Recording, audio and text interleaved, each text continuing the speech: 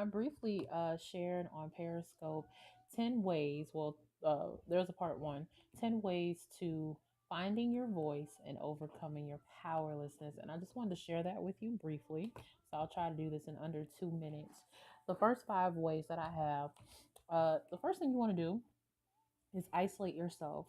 Give yourself some time uh, to emotionally drain out and pain out your story. I don't believe that you should birth out your story. I think that when you're finding your voice and finding a way to overcome your obstacles, you need to pain it out, because when you get all the ugly nastiness out, when you get all the stuff that you've been wanting to hide and not talk about out, then it will make way for the celebratory new life that you've been anticipating. And we know that you can't have anything worth having in life that you can enjoy until you fully get to the root of anything that has compromised what it is you are looking for fulfillment for in the first place. So the first thing you want to do is isolate yourself and paint out your story. Put the people in your life around you on notice and tell them, look, I'm going through an unpretty phase right now. And honestly, this could be like a day or two. It might be like 3 months. This might be the last time you hear from me type of situation. But I need this for myself. The second thing you want to do is to seek your higher power. Now, I seek to inform women of color ages 25 to about 35 on how to love themselves by developing self love, self esteem, sexuality, and spirituality by confidence creation. And what I believe you should do is seek your higher power.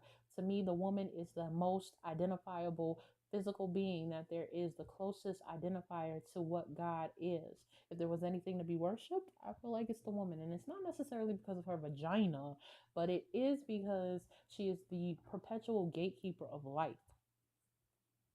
Your mama got you here. Okay, I just want to say that. So, woman, do what you need to do to seek your higher power. And if you don't know how to get in contact, I believe that there's only two immediate accessible ways, and that's by prayer and fasting.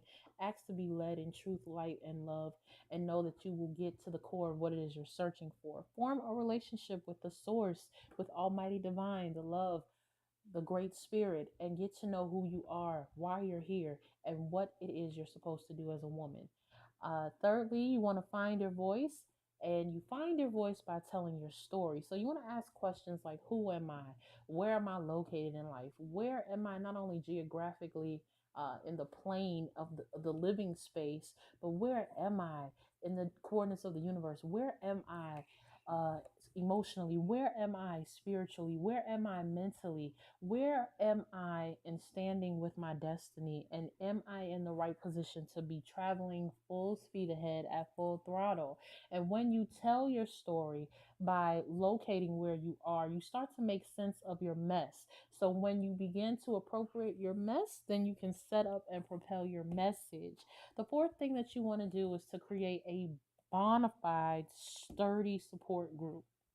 I'm not talking about the people that you know. I'm not talking about the people that you've grown up with. I'm not talking about the people that you've always known, the ones you've known since third grade, the ones whom you've become friends with because your mama put you together and y'all just always hit it off.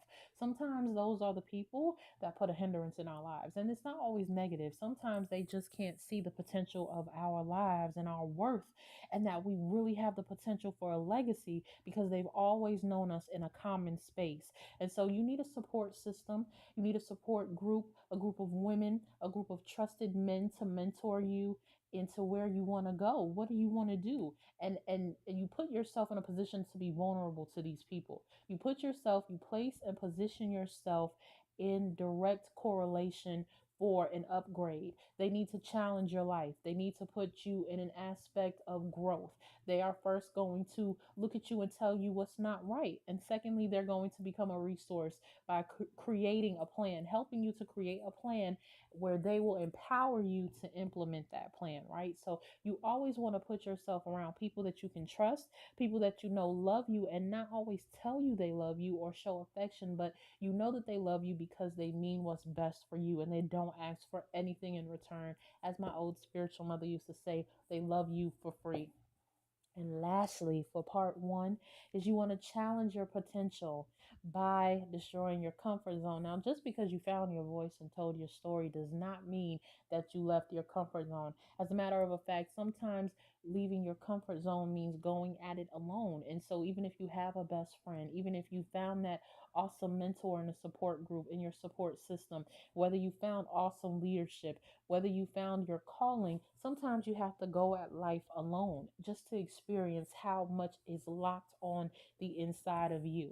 So that was the top five. Believe it or not, I did that in under 6 minutes. Took me all of 30 minutes to do it on Periscope, which you can follow me at Confidence Curator. But my name is Sabrina Ashley, and that was part one of the 10 ways to find your voice and overcome your powerlessness. I am super excited about where you're going in life because I know that I'm going to greater things. Right now, I'm transitioning through my unpretty phase. I've told the people around me and I put them on alert. Look, there are things that are going to change. And sometimes, that change requires that we depart from the people that we've always known. But what's most important to me is that I do and fulfill my purpose. And part of that is to help women of color love themselves. And I hope that I have been of some inspiration to you. But most importantly, outside of telling you I love you, I want you to learn how to love yourself and to draw on those techniques and to create a better life for yourself. So I'm going to get up out your face. And until tomorrow or whenever you see the next message, I just want you to know that I love you, that you are awesome, that there isn't anything that you can't do as long as it's in alignment with what you were created to do. And sometimes what you were created to do is not what you want to do. And sometimes what you think you're doing is not actually what it is. But I hope with all fervor and prayer and honesty and true love that you find the reason that you were born and that you live that thing so exponentially well that you never question the pain that you went through or why you went through it, but that you know how to utilize, execute, and exact that purpose and that pain so you can tell your story. I love you. For more information, you can find that on SabrinaAshley.com, Instagram, Periscope at Confidence Curator. I love you. Be well, live free, do you, boo.